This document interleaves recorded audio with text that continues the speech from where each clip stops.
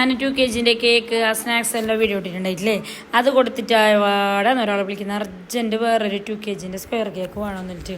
അപ്പോൾ ചോദിച്ചെങ്കിൽ നമുക്ക് കൊടുക്കാതിരിക്കാൻ പറ്റുമോ? കാരണം നമ്മളൊരു ബേക്കറല്ലേ.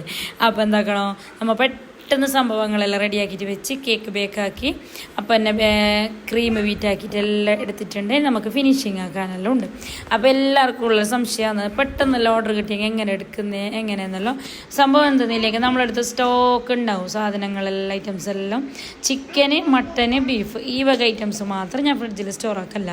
അത് നമുക്ക് അപ്പോഴേക്കപ്പോൾ വിളിച്ച് പറഞ്ഞാൽ കൊണ്ടുതരുന്നു ഷോപ്പിൽ നിന്നെല്ലാം.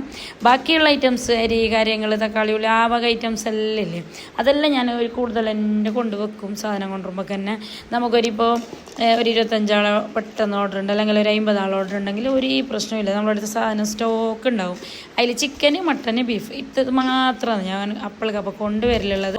ഓർഡറും കാര്യങ്ങളെല്ലാം കൊടുത്തിട്ടായിട്ടില്ല. ഞാൻ അടിപൊടി എന്നിട്ട് ഒരു തേങ്ങ അതിൻ്റെ ഇടിയപ്പത്തിന് പാലാക്കിയിട്ടുണ്ട്.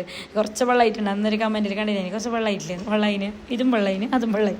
അതെന്താ അറിയോ, നമ്മൾ ഫസ്റ്റ് തന്നെ ആക്കുന്നതെന്ന് പ്ലാൻ ഉണ്ടെങ്കിൽ ഈ ഇടിയപ്പം ചൂടുമ്പോൾ തന്നെ ഒരു ഇത്തിരി ബാറ്റർ എടുത്തിട്ട് മാറ്റി വെച്ചിട്ടില്ലേ, നമ്മൾ തേങ്ങാപ്പാലിലേക്ക് മിക്സ് ആക്കി നല്ല കട്ടിയാന്ന്. പക്ഷേ എനിക്കിത് ഞാൻ തേങ്ങാപ്പാൽ ആക്കാൻ പ്ലാൻ ഉണ്ടായില്ല, അതുകൊണ്ട് തന്നെ പെട്ടെന്നാക്കിയതുകൊണ്ട് അരിപ്പൊടിയാണ് ഞാൻ ഇട്ടത്.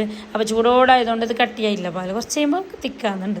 അങ്ങനെ അപ്പോൾ ഞാൻ ബാബി മക്കൾ എല്ലാവരും ഇടിയപ്പം പാലെല്ലാം കഴിക്കുന്നുണ്ട്. എന്നിട്ട് പിള്ളേർ മദ്രസ പോകാൻ റെഡി ആയിട്ടുണ്ട്. അങ്ങനെ ഓരോ ഇടിയപ്പം പാലെല്ലാം കഴിച്ചിട്ട് മദ്രസ പോയതാണ്. അപ്പോൾ ഓക്കെ ബൈ, അസ്സലാമു അലൈക്കും.